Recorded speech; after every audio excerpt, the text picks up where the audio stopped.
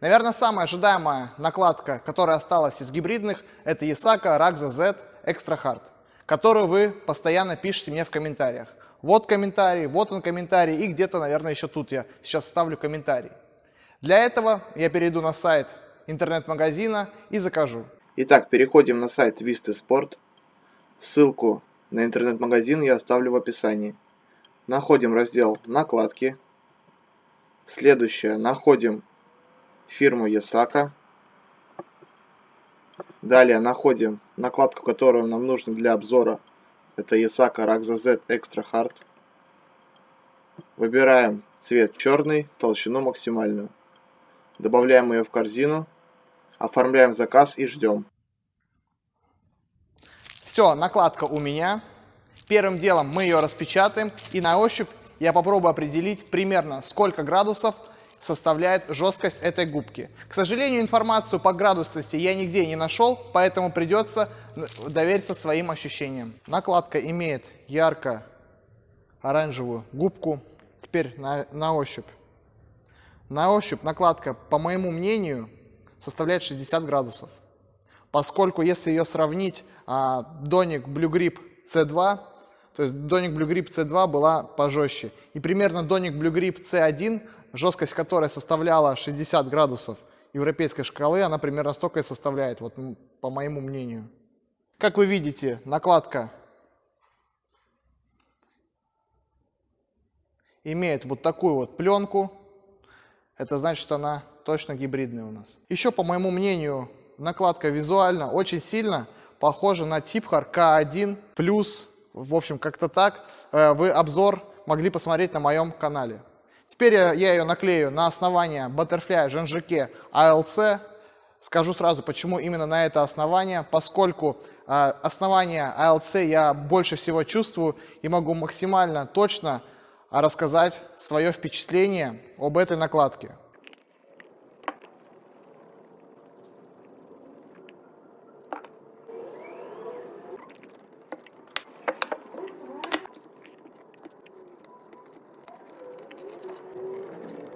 Накладка у нас приклеена. Напоминаю, основание Butterfly Janjike ALC. Снимаем пленочку.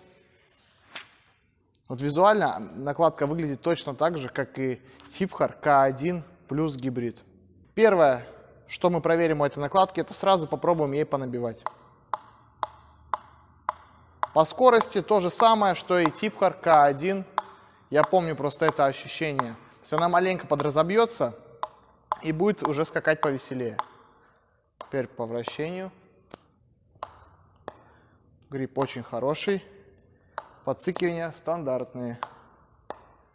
И теперь попробуем, посмотрим. Самое главное, я считаю, что у этих гибридных накладок, это посмотрим у нее липкость.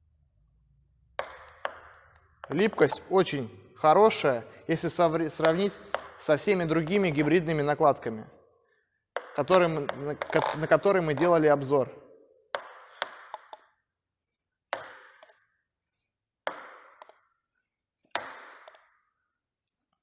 Итак, короткую игру эта накладка делать не будем, поскольку накладка не имеет эффекта катапульты. Короткая игра у нее будет очень хорошая.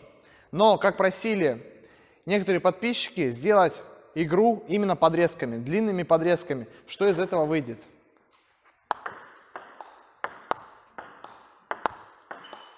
Ой-ой, не той.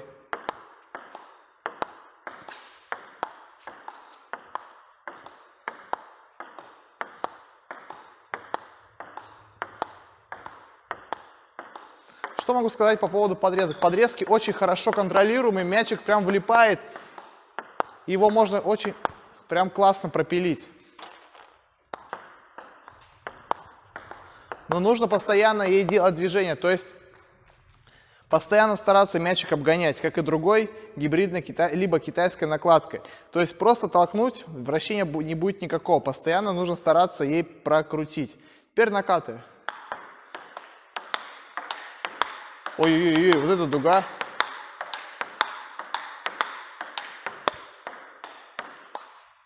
На накате такое ощущение, что эта накладка, мяч полностью залипает.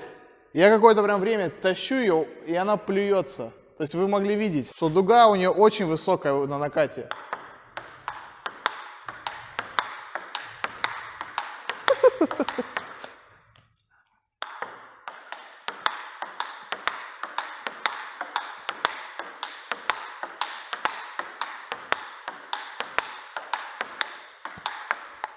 Так, теперь пробую так слева маленько поиграю, но скажу так, что эту накладку в такой жесткости, во-первых, я не так компетентен в игре слева такими жесткими накладками, поскольку я не смогу вам полностью сказать свои ощущения. Я сразу скажу, что мне эта накладка будет жесткая, поэтому эту накладку я буду делать обзор только при игре справа. Для игры слева она очень сильно жесткая. То есть если вы настолько жестокие, как при игре справа я, то, думаю, она вам подойдет.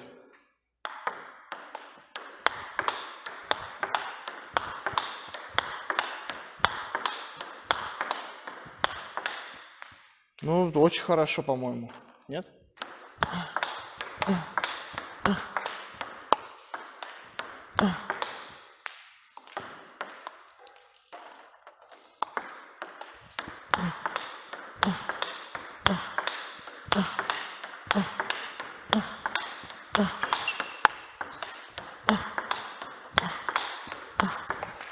Скажу по топ-спинам. Топ-спины делать очень комфортно.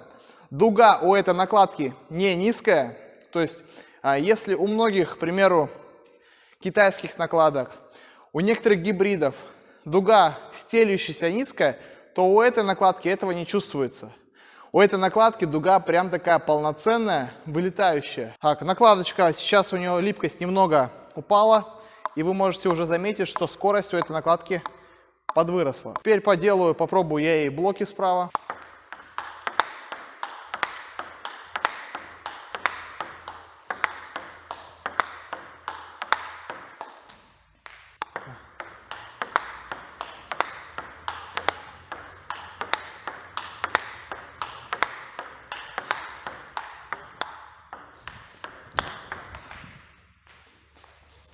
На блоках эта накладка очень контрольно себя ведет.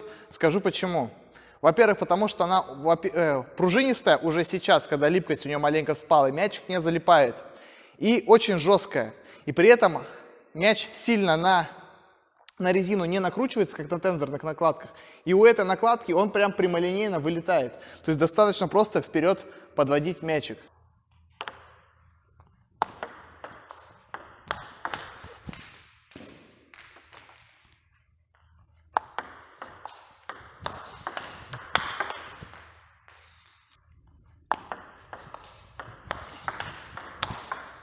Ну вот скажу по первым ощущениям, что на первом ходу, если сравнить ее, давайте я буду сравнивать эту накладку с Donic Blue Grip C2. На первом ходу у этой накладки вылет не такой пуляющий, как у Donic Blue Grip C2. Вы, наверное, помните, что дугу по нижнему вращению той накладкой было сделать немного легче. Это чуть-чуть потяжелее. Немного нужно вкладываться, но есть ощущение, что вращение у Rax Z Extra Hard процентов на 17 выше, чем у Donic Blue Grip C2. То есть мячик, я чувствовал, что человек, который мне сейчас ставит блоки, он испытывает некое неудобство. То есть мячик постоянно прямо на него нарывается, налетает. И второй ход я сейчас сделал, не запланированный, конечно, второй ход, но второй ход по ощущению делается немного мощнее, чем Donic Blue Grip C2. Про Donic Blue Grip C1 я ничего говорить не буду, поскольку он меня полностью разочаровал. А вот Donic Blue Grip C2 как раз таки мне очень сильно понравился, и я могу сравнить два этих экземпляра. Ух ты!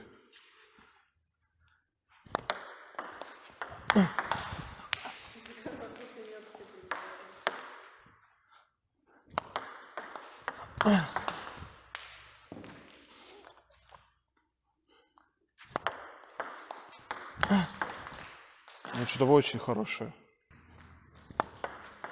Ну-ка, прям попробуй сильно.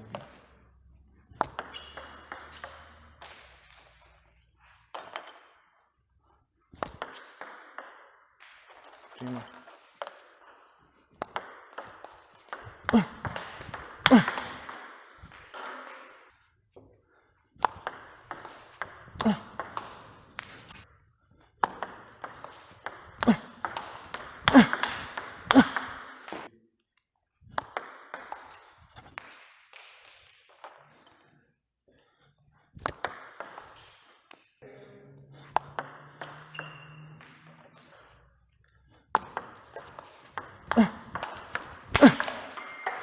Дубовость чувствуется на усилении. Сейчас я подавал этой накладкой подачи, поделал первый ход.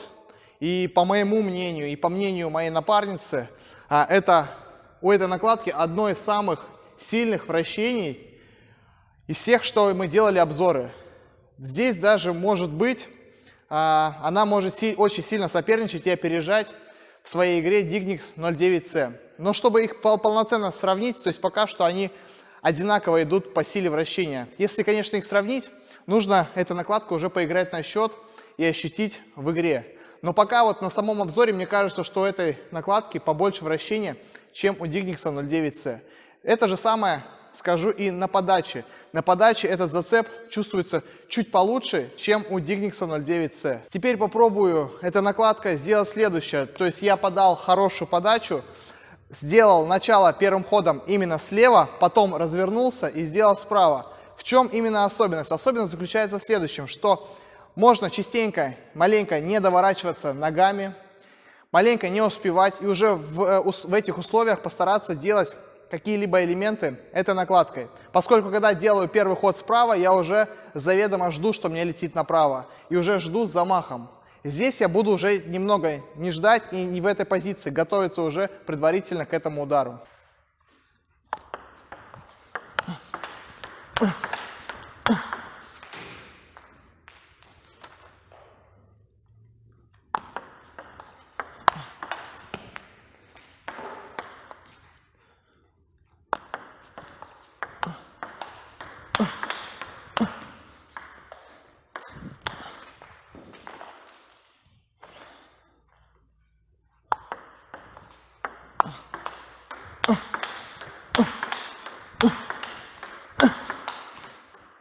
Уже не так, по-моему, вращения много.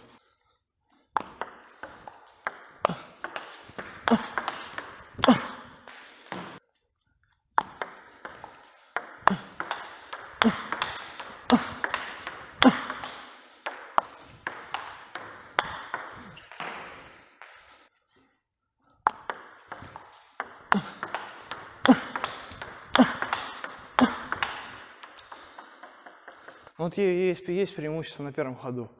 Но если будут первый ход ставить, потом тяжело мяч раскрутить ей. Сейчас я подавал подачу, делал атаку слева, далее продолжал атаковать и атаку разворачивать при ударе справа. Смогу сказать следующее, что при подаче я чувствую, что я мячик хорошо цепляю и его раскручиваю. Дальше при первом ходу я чувствую, что я мячик очень хорошо накручиваю, он опасный для соперника. Но вот на втором ходу и так далее я не чувствую, как мячик прокрутить.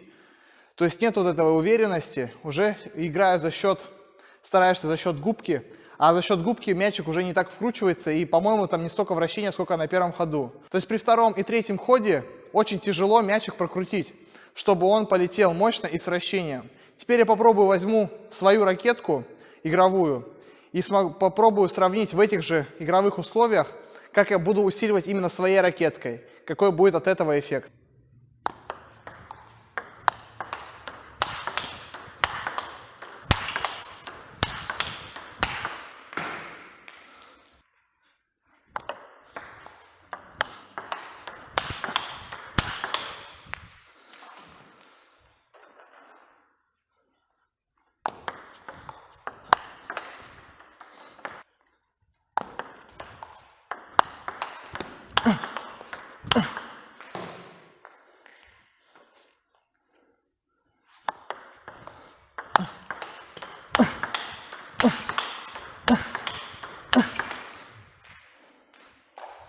Сейчас я поделал ту же самую комбинацию своей игровой ракеткой, на которой, напоминаю, Dignics 09C.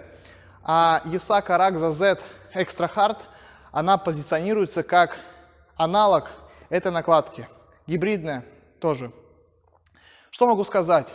Что мы посовещались сейчас с моей напарницей и пришли к выводу, что во время подачи накладкой Yasaka Ragza Z ведет себя получше, то есть вращение от ее летит больше, чем от Dignics 09C. На первом ходу есть ощущение, что мячик сильнее вращается и неудобнее от Yasaka Ragza Z, но во время второго, третьего хода ощущение, что Dignics 09C ведет себя более вариативно. То есть мячик летит более стелющийся, и для соперника этот мяч немного опаснее. Также я заметил, что Dignics 09C удобнее играть мячи, которые я немного не дохожу, которые немного под столом, то есть дугу вырисовывать ей полегче. Скорее всего, это связано именно за счет того, что здесь чуть-чуть поэластичнее, во-первых, топ-шит и губка. То есть дугу я чувствую ей лучше. Теперь коротко подведу итог по поводу накладки Yasaka Ragza Z. Первое, с чего хочу начать, что эта накладка мне удавалось мяч закрутить сильнее, чем накладкой Butterfly Dignics 09C. Следующий момент, который хочется отметить, это опасность мяча на первом ходу.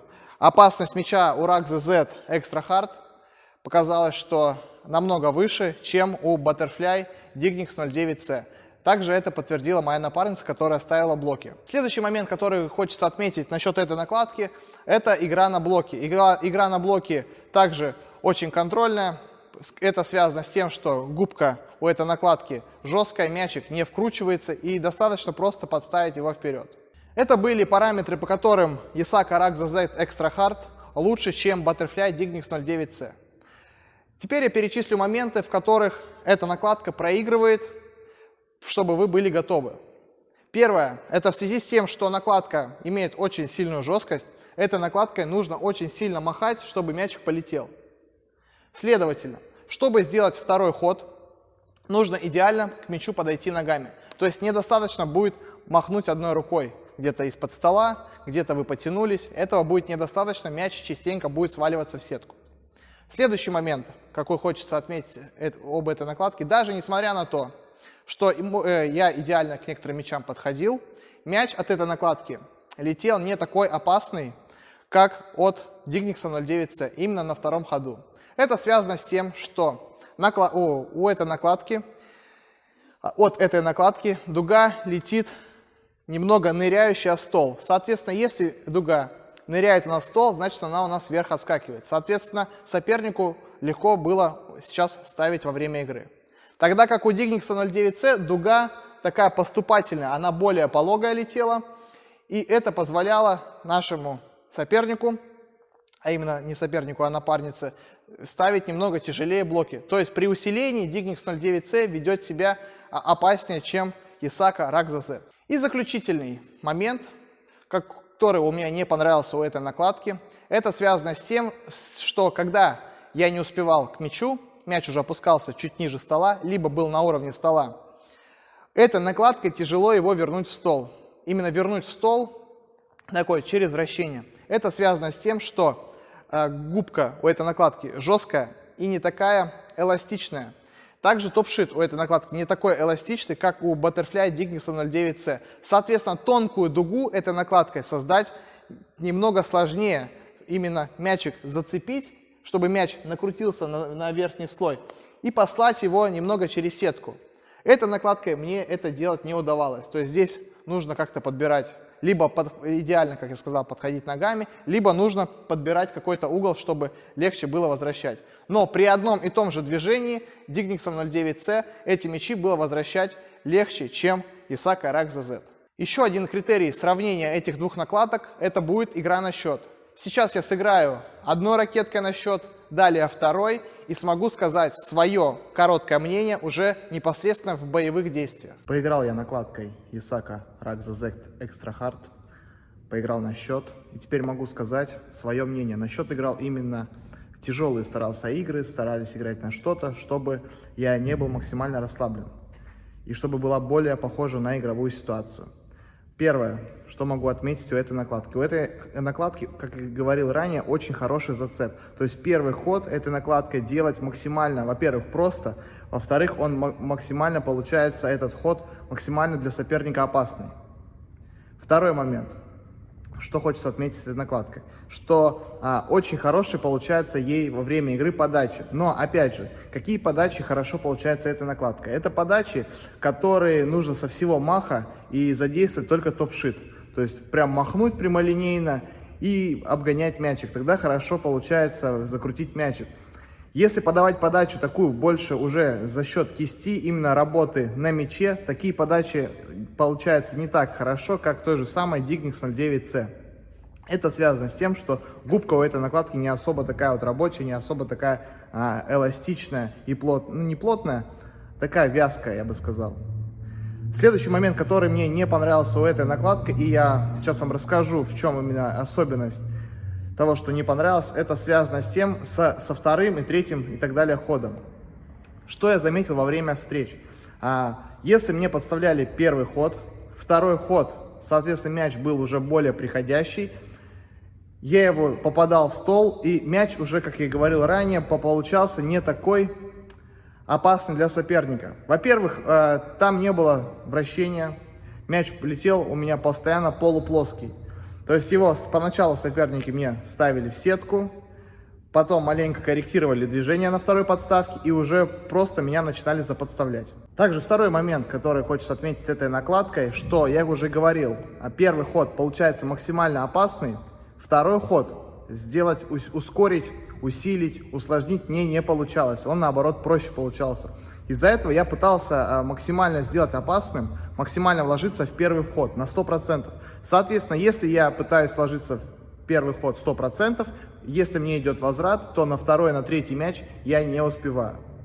Либо если я вкладываюсь в мяч процентов 60, либо 70 в первый мяч, то вторым, третьим ходом мне тоже не удается усилить атаку. Таким образом, общий вердикт по поводу этой накладки. Если ваша игра именно прям полноценно в китайском стиле, то есть вы машете прямой рукой, ваша подача максимально со всего маху делается, и вы с первого мяча все выносите, эта накладка вам подойдет. Если все-таки вы ищете немного похожую накладку на европейские тензоры, но немного с китайским эффектом, эта накладка вам не подойдет, поскольку губка здесь жестковата. Всем спасибо за просмотр, до встречи.